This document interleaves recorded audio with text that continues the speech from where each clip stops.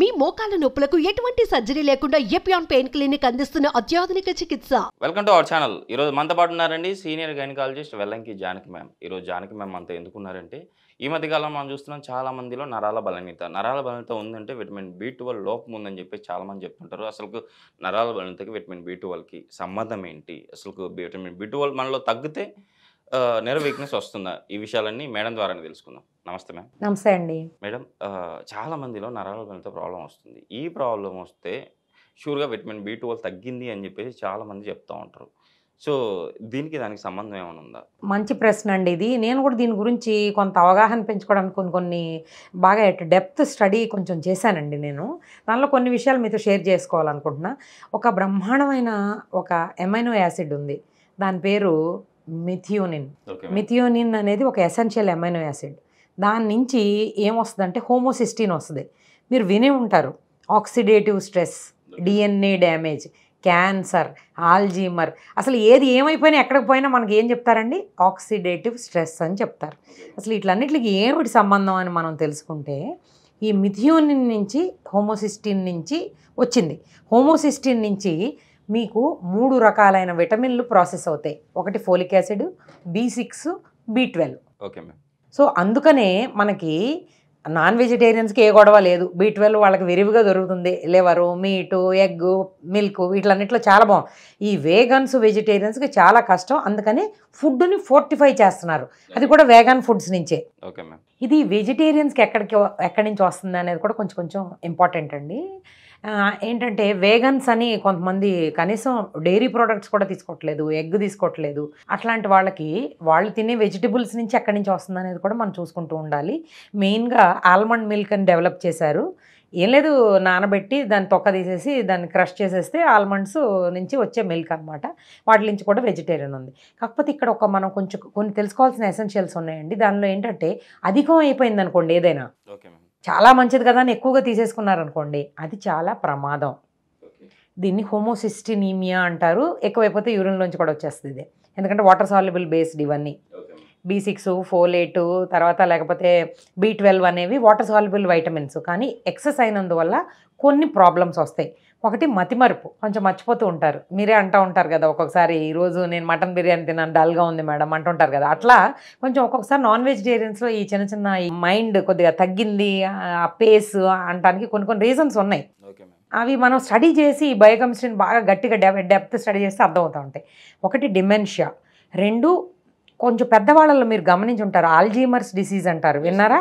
వాళ్ళకి అసలు గుర్తుండదు ఏమీ, వాళ్ళు మర్చిపోతుంటారు అనమాట. వాళ్ళకి ఏం గుర్తుండదు, వాళ్ళ పేరు గుర్తుండదు, వాళ్ళ పరిసరాలు గుర్తుండవు.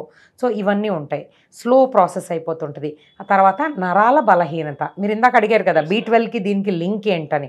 అది ఎక్సెస్ అయిపోయింది. దానికి యూటిలైజేషన్లో ఆక్సిడేటివ్ స్ట్రెస్తో DNA డ్యామేజ్ అయింది, మైటోకాండ్రియా దెబ్బతింది, which is a ageing process. అంటే ఓల్డ్ ఏజ్ అవుతున్న కొద్దీ ఇవన్నీ ప్రబలుతూ ఉంటాయి కదా. సో దాని నుంచి మనం దగ్గరగా ఉండాలి నేచర్కి అంటే కనుక మనం ఏం చేయాలి అంటే ఈ కృత్రిమంగా వచ్చే ప్రోడక్ట్స్ని తగ్గించి న్యాచురల్గా ఉండేవి మనం ఎక్కువ తీసుకుంటే మంచిది. కానీ కొన్నిట్లోనే ఈ వెజిటేరియన్స్కి చీజ్ కూడా తీసుకోరు వాళ్ళు.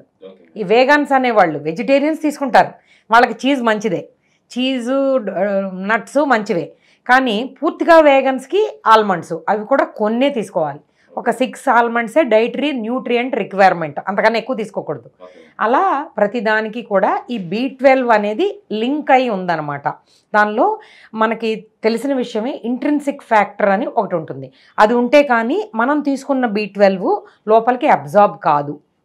కానీ ఈ యానిమల్స్కి ఎట్లా ఎక్కువగా ఉంది అని మనం దాని గురించి స్టడీ చేస్తే అవి ఏం తింటాయండి? ర్యాబిట్స్ కానీ, మనకి గోటు, మనకి మటన్ కానీ అవి ఏం తింటాయండి?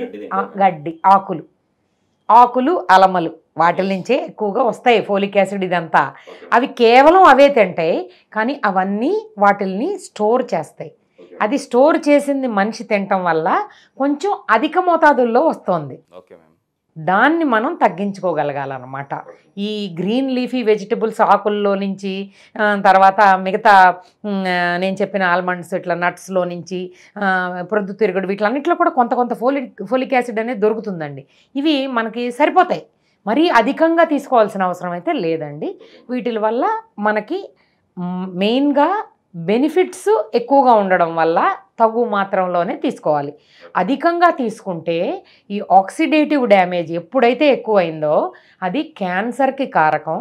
2 ఇందాక నేను చెప్పిన డిమెన్షియా, ఆల్జీమర్సు, నరాల డ్యామేజీ వీటికి కారకం.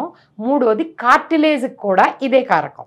ఓకే. కార్టిలేజ్ దెబ్బతినిపోద్ది. దానివల్ల ఏమవుతుంది మీకు తెలుసు కదా, ఆస్టియోపోరోసిస్ వచ్చింది, ఎముకలు బ్రేక్ అయిపోతున్నాయి, ఆర్థరైటిస్ వచ్చింది, నడవలేకపోతున్నాం. అంటే ఓవర్ ద ఏజ్ మనం తినే ఫుడ్ హ్యాబిట్స్ వల్లే మన యొక్క గమ్యంతో పాటు మన యొక్క వేగం కూడా ఉంటుంది. Okay ma'am. చాలామంది వెజిటేరియన్స్ చాలా యాక్టివ్గా ఉంటారు, చాలా కాలం బ్రతుకుతూ ఉంటారు. మనకు తెలుసు కదండి, సాధువులు వాళ్ళందరూ ఏందిని వాళ్ళు 100 ఏళ్ళు బతికారని చెప్తుంటారండి. వాళ్ళు ఏమీ ఇట్లా మన ఈ బ్యాడ్ ఆయిల్స్ తీసుకోవట్లేదు, నాన్ వెజ్లు ఇవన్నీ వండేసుకొని ఇట్లాగా ఏం తినట్లేదు, అన్నెసరీవి ఏం తీసుకోవట్లేదు. ప్రకృతి ఇచ్చిన సులభమైన మంచివి ఈజీగా అరిగేవి తీసుకుంటే ఏ ప్రాబ్లం కూడా ఉండదండి. మేడం ఇప్పుడు నరాల బలహీనత ప్రాబ్లం ఉన్న వాళ్ళకు చాలామందికి అరికాల మంటలు, అరిచేతుల మంటలు ఇట్లా అవుతూ ఉంటాయి. సో కొంతమంది అంటే నేను ఇంతవరకు చాలా ఇంటర్వ్యూస్ చేశాను. ఇంటర్వ్యూస్లో నాకు చెప్పింది ఏంటంటే విటమిన్ B12 లోపం వల్లనే మైలిన్ షీత్ ఉంటుంది లోపల. అదేనండి, ఇది నేను చాలాసార్లు చాలామంది కన్వే చేస్తూ ఉంటాను. మీరు చెప్తున్నది బర్నింగ్ ఫీట్ సిండ్రోమ్. B12 డెఫిషియన్సీలో మాత్రమే కాదు, మీకు B12 ఇచ్చినా ఇది కరెక్ట్ కాదు. ఇది ప్యాంటోథెనిక్ యాసిడ్ అని ఇంకొక రకమైన విటమిన్ ఇవ్వాలండి. అది కేవలం కొన్ని ప్రోడక్ట్స్లోనే ఉంది. ఒక డాక్టర్ నిశితంగా పరిశీలిస్తే ఆ ప్యాంటోథెనిక్ యాసిడ్ దేనిలో ఉందో పరిశోధన చేసి అది ప్రిస్క్రిప్షన్ ఇవ్వగలుగుతారు.